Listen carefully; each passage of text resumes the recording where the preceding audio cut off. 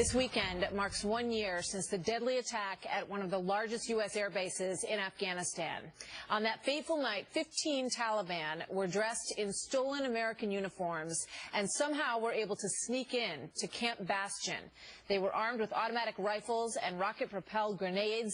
A fierce battle then broke out, and 2 U.S. Marines were killed that night.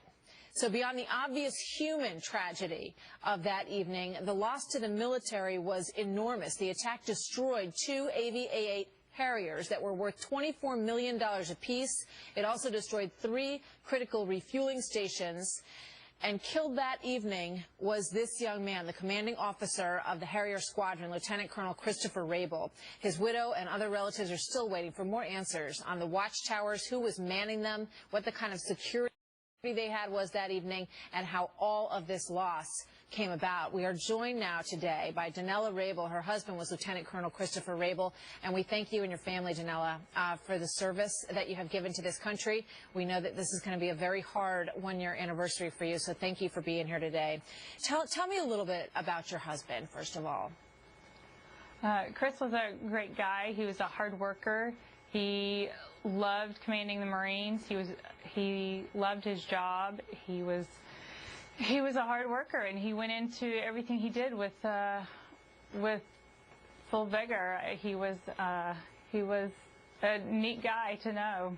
Well, we're looking at some great pictures of him right now, and we've read so many descriptions of him. He was absolutely beloved by the Marines who worked with him. And so when this bizarre attack began happening, and as I said, it was launched by 15 Taliban who had been watching Camp Bastion, according to the reports, and they had figured out the vulnerabilities there. And they figured out when the watchtowers weren't really being, taken care of, when the security was a little bit down, and they were able to sneak in those uniforms and start blasting away at these huge Harrier aircraft. It's an unbelievable story, and it's remarkable that so many Americans don't know more about it. What questions do you have about what happened that night, and what are you looking for answers to? Well, my biggest question is I'm not sure how in this time, in this day and age, with the best military in the world, that we didn't have United States Marines guarding U.S. Marines. That is unfathomable to me. And I don't know how we could let this lapse in security go on. They knew that the problem existed, and I'm not sure why they let it go on and continue. And our Marines and everybody else on the base were in danger from that.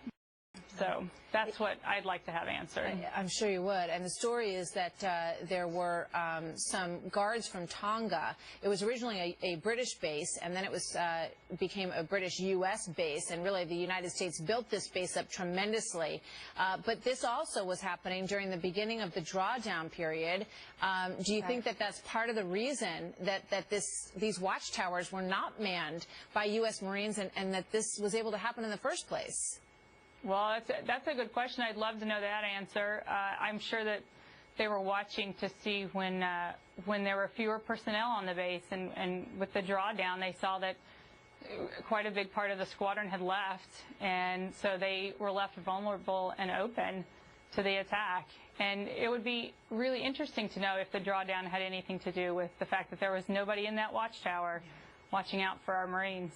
And we know that as soon as the attack on the Harrier happened, your husband jumped into a vehicle and he went right into the line of fire there to protect the people on his base and to protect the base itself. He was truly a hero. And I know that over Labor Day, some of those who were wounded that night were honored with Purple Hearts. Has your husband been recognized and been honored for his heroic acts that evening? He did. He did receive a Purple Heart. They did award him that, yes. In terms of, we hear a lot, and we've covered a lot on this channel about Benghazi and the lack of security there that led to the loss of 4 Americans as well. Why do you think it is that so many people don't even know the story of what happened at Camp Bastion? Well, I think Benghazi happened a few days before Camp Bastion was attacked, so that overshadowed everything that happened. And, the American public has kind of grown tired of hearing about all of the killings of our American servicemen. And so I'm sure that it got brushed under, and it was on the next page of news, and it wasn't front page like Benghazi and the all-important ambassador that was killed that night. Well, so obviously, just another battle in Afghanistan. Important people at Camp Bastion, and one person who was extremely important to you. I know Michelle Malkin has brought a lot of attention to this story. GQ did a huge feature story on it as well. What do you hope the administration, or, I know you said to me when we spoke earlier that obviously you've spent this year, trying to put your life together, take care of your family as any mom would. But, as you're able to do that, do you intend to pursue to try to find out some more answers about what happened? And do you think you'll get a lot of feedback and response from people when you seek those answers?